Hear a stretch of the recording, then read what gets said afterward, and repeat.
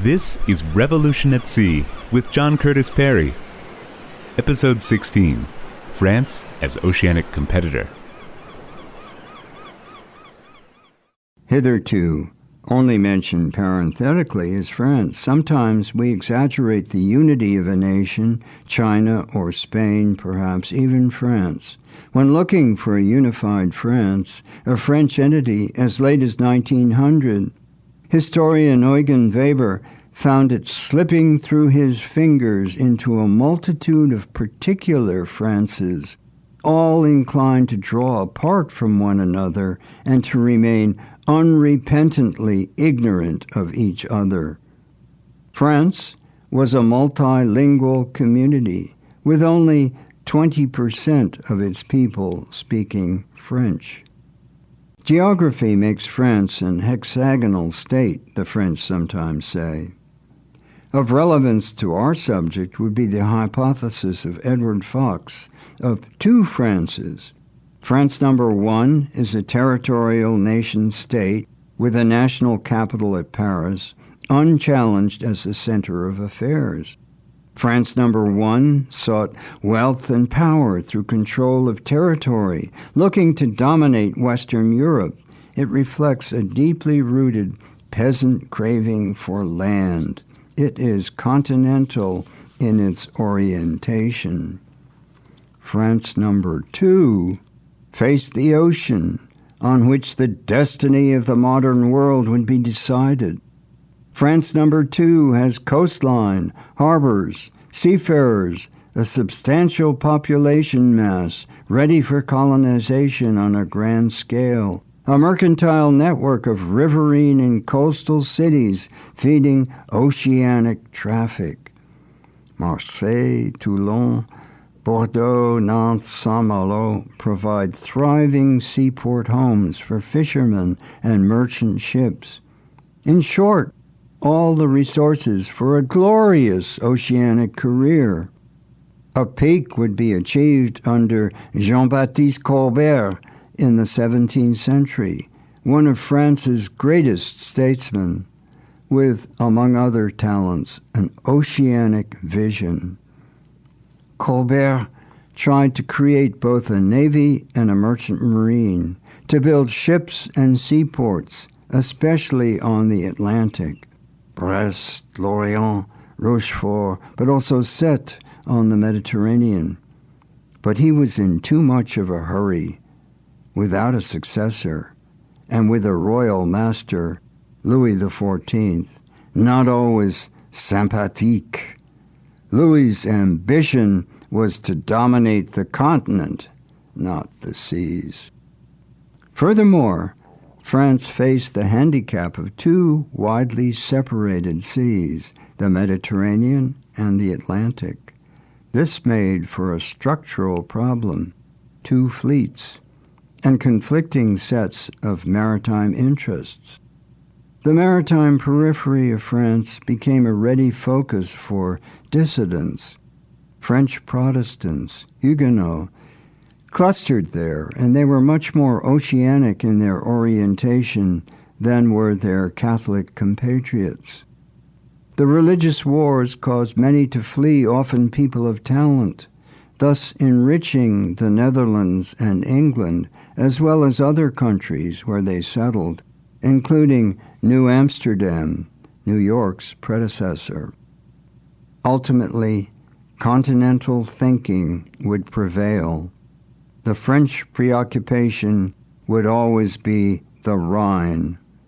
The land frontier has always devoured French history, Brodel would say, with the French people always distracted by the ominous threat on the frontier or by the glittering promise lying beyond it, the opportunity to become the hegemon of Europe.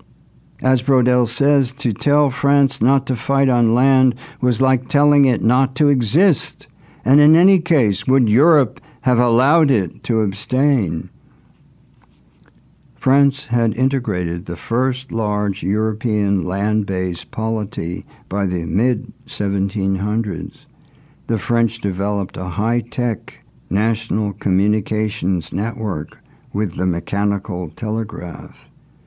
It was, of course, restricted by line of sight and the range of telescopes, to good weather and to daylight, but it was the first step towards separating or liberating communications from transportation.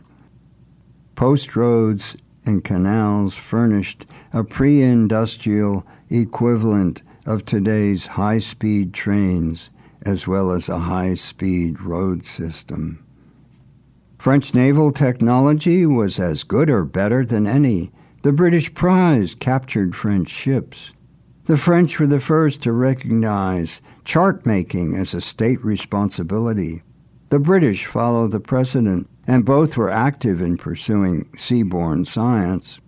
But the French conducted also a highly successful oceanic trade. By 1789, in the outbreak of revolution, this trade was greater than that of the British. In the epic struggle with Britain by the turn of the century, in 1800, France had 27 million people, Britain only 11 million. The two were equal in per capita income, but France was more than twice as rich because of the size of its population. An incredibly productive agriculture, undergirding one of the world's greatest cuisines, nourished commerce and infrastructure. A thriving manufacture focused on luxury goods and set standards for craftsmanship, design, and taste. In this sphere, French leadership in Europe was unquestioned. They were arbiters of taste, bellwethers in philosophy, arts, and literature. French became the language of diplomacy, eclipsing Latin. Affairs of state were conducted by a competent and sophisticated bureaucracy possessing enormous cultural self-assurance, as great as that of the Chinese. But most French people were poor, ignorant peasant farmers like the Chinese and many others.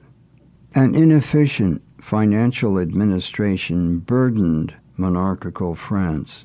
Taxation was heavy, and the merchant class paid more than its share. An increasingly despotic government was often capricious and stifled change. The banking system was undeveloped. The government could not gain the confidence of investors, hence, even though its economic resources were substantially greater than those of Britain in the 18th century, French capacity to borrow in time of war was far less. Thus, the artificial wealth of Britain, that is, its stable credit system, proved superior to the natural wealth of France. And after 1789, France was in revolution, which led to chronic political instability, a struggle to find and establish consensus, a leadership in turmoil. This affected the Navy profoundly, since it decimated the aristocrats who dominated the officer class. During the final Napoleonic episode, France put most of its resources into fighting on land, building Bonaparte's ambitious pan-European empire. In strategic terms, this French preoccupation allowed Britain to maintain, essentially without challenge, a continuous control of its home waters and to defend its far-flung colonial and commercial interests. The French elephant faced the British whale. This was land power versus sea power, the continental versus the oceanic. France was reduced to commerce raiding at sea with cruising warships and privateers, with battle fleets making occasional forays in pursuit of limited objectives. The results were generally inconsequential, except for participation in the American Revolution. Britain's Royal Navy kept the trade routes open to the flow of wealth, and Britain was not invaded despite Napoleon's hopes. The British perfected the art of the blockade. Our Navy keeps every one of our enemies bound in chains upon their own coasts, one admiral boasted. The storm-tossed warships of the Royal Navy, by sealing off the French from the world ocean, could disrupt the French oceanic trade network. And with its borrowing power, Britain could mobilize an army, maintain large naval forces, and keep them active over the course of a long war, and also subsidize the military operations of Allied continental powers. The British could use sea power, transport, to maximize land power, mounting expeditionary forces when necessary. The great General Wellington could thrust home his lance at whatever point on the continent he chose. Furthermore, despite the costs of fighting, with trade continuing during the conflict, war generated an expanding wealth for Britain. War comes down to a matter of financial capacity. The deepest pocket must win.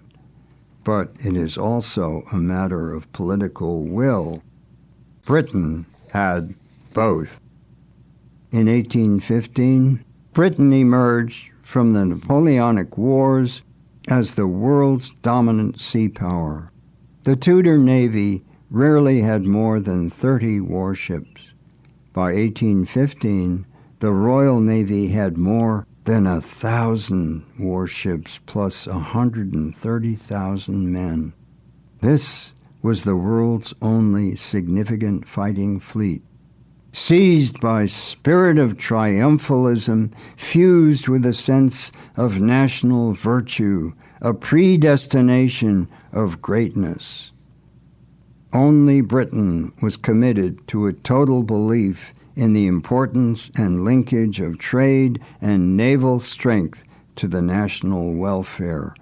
Only Britain, as an island nation, had both the need and the opportunity to make such a total commitment. For Britain, defeat at sea would have meant economic collapse, the starvation of millions, with social and political revolution. The irony is that Oceanic enterprise had created this vulnerability, but also offered the means to prevent it from happening.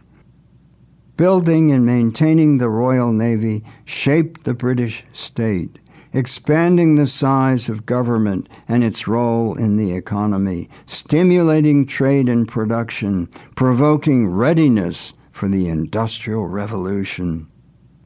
The British built an oceanic empire on the technology of wind and wood, based on the North Atlantic as its core, enjoying a hospitable, temperate climate like that of England, but with lands underpopulated and undeveloped.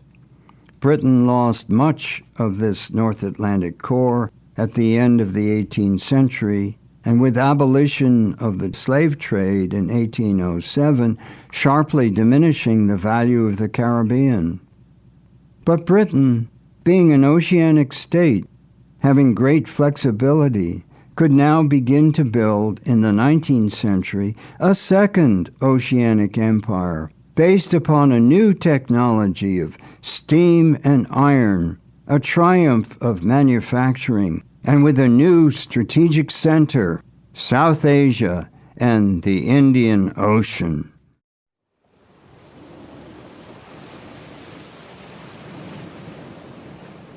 And so we move into transition, the next phase of our journey.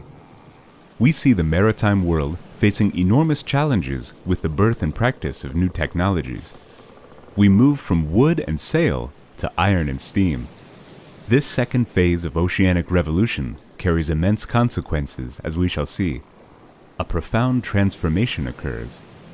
So, join us for episode 17, A Great Transformation. Revolution at Sea is written and spoken by John Curtis Perry, with additional voicing by Jamie Rosenberg. Recording by 1623 Studios in Gloucester, Massachusetts. Production and distribution by Albert Bouichadet-Ferret. Goodbye until next time.